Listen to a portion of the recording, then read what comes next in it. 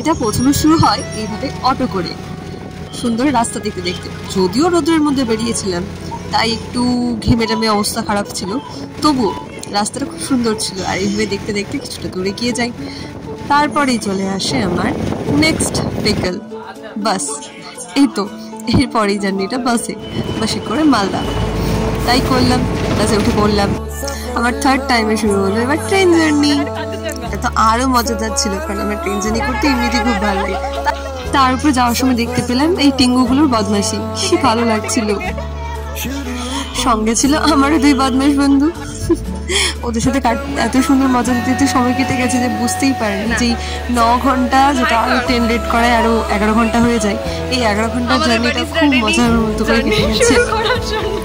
রাস্তায় কিছুটা তো যেতে যেতে ফারাক্কা ওভার ব্রিজ আমরা পাই, সেটা তো আমরা দেখতে পাই। এত সুন্দর জল, মানে দেখে মনে হচ্ছিল যেন ওই জায়গাটাতে থেমে যায় কিছুক্ষণ, ট্রেনটা খুব ভালো হয় যাতে জল দেখতে পারি। আর ওরা তো আমার জল পছন্দ বলে, ওরা তো সেটা নিয়ে আমাকে খুব রাগাচ্ছিল, কিন্তু তাতে খুব মজা হচ্ছিল। হয় না খুনসুটি।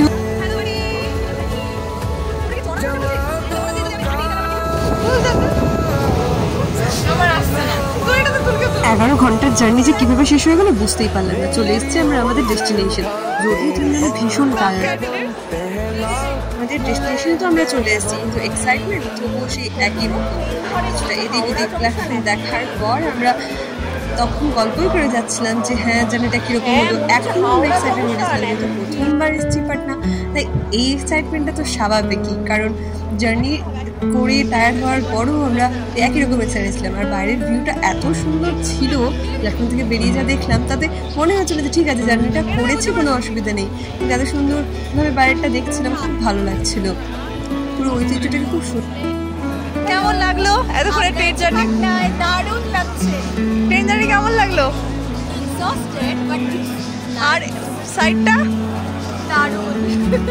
প্ল্যাটফর্ম দেখার রিয়াকশন শেষ হওয়ার পরেই আমরা আর যদিও ঠিকঠাক রাস্তা চিনতে পারবো কি পারবো না সেটা নিয়ে একটা চিন্তা ছিল, কিন্তু এখন তো গুগল ম্যাপের সুবিধা রয়েছে, তাই সেই ক্ষেত্রে খুব একটা অসুবিধা হয়নি। আমরা ইজিলি নিজেদের হোটেলের দিকে বেরিয়ে পড়েছি।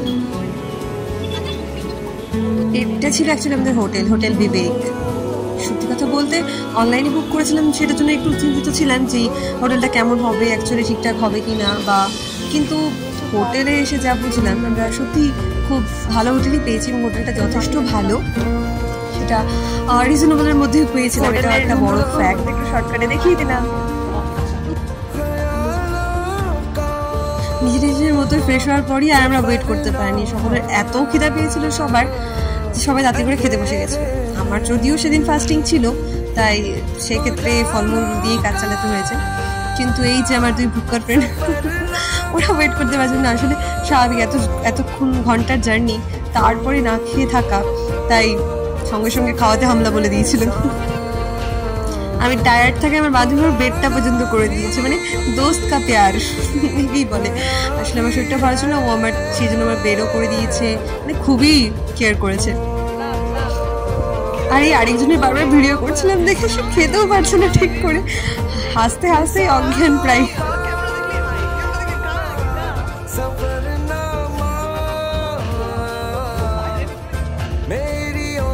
কিন্তু খাওয়া দাওয়ার পরে শান্তিতে একটু ঘুমোতেও দেয় না, এই যে বারবার বিরক্ত করতে চলে আসে। রাতটা তো অনেক মজা করে, অনেক ফটো তুলে একে অপরের সাথে খুনসুটি করে, এমনকি ট্রুথ অ্যান্ড ডেয়ার খুলে একে অপরের সিক্রেট ডিসকভার করেও কেটেছে।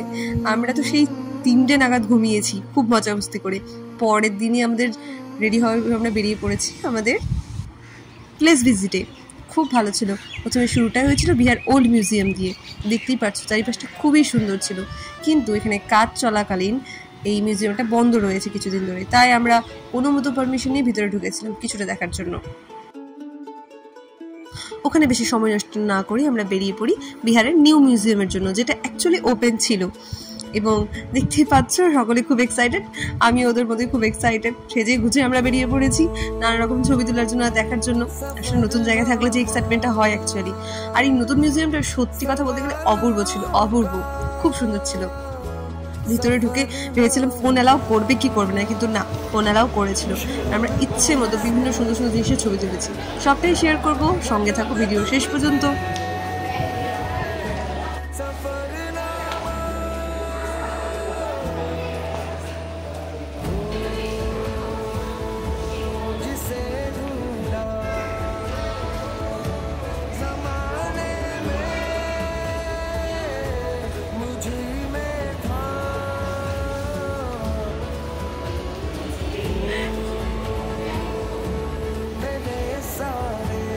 আর্ট গ্যালারিতে কিছুটা ছবি তোলার পরে আমরা চলে এসেছিলাম কিডসদের সেকশনে। এখানে খুব নতুন জিনিস ছিল যেগুলো বেসিক্যালি এখানে স্কুলের বাচ্চাদের নিয়ে আসা হয় যাতে ওরা অনেক কিছু শিখতে পারে এবং খুব খেলার ছলে মজাদার ওয়েতে অনেক কিছু দেখানো রয়েছে।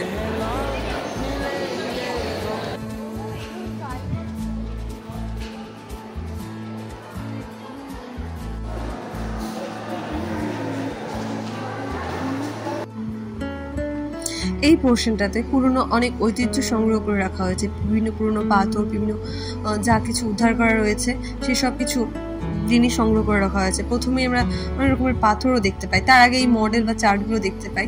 এই যে দেখো এই পাথরগুলো দেখতে পাচ্ছ, এখান থেকে না এগুলো এক একটা কী করে আগের যুগের পুরনো মানে মানুষের যে বিকাশ ঘটে এবং মানুষ যে এই হাতিয়ারের ব্যবহারটা শেখে সেটার যে রূপান্তরটা তো প্রথম শুরুটা তো পাথর দিয়ে হয়। এই পাথরের যে ট্রান্সফরমেশনটা সেটা এখানে খুব সুন্দর করে দেখানো।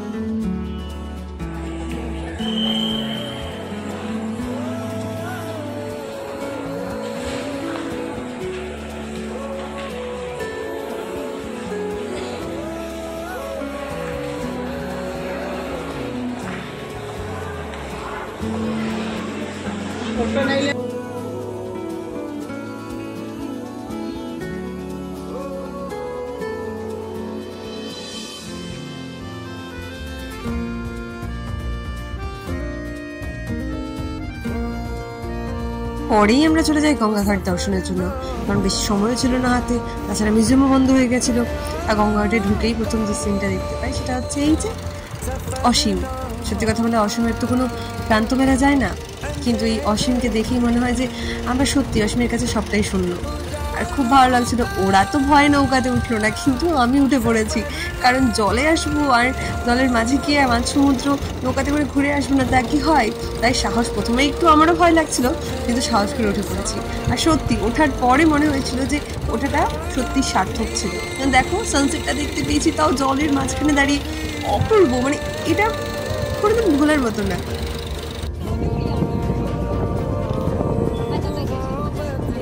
একটা ব্যাপার খুব ইন্টারেস্টিং লাগলো যে জলের মাঝখানে নিয়ে গিয়ে ওরা কিছুটা সময়ের জন্য প্রায় 10 মিনিটের মতো ওরা দাঁড় করিয়ে দেয় নৌকাটা, যাতে যারা নৌকাতে করে গেছে তারা কিছু জায়গাটা খুব সুন্দর করে দেখতে পারে।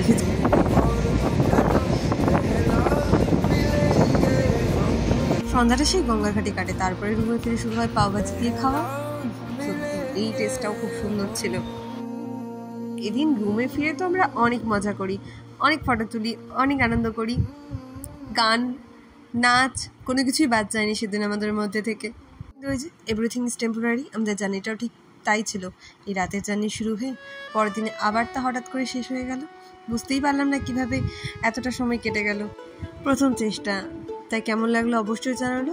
ভালো লাগলে চ্যানেলটি অবশ্যই সাবস্ক্রাইব করিও। আর দেখা হবে পরের কোনো ভিডিওতে। Till then bye by.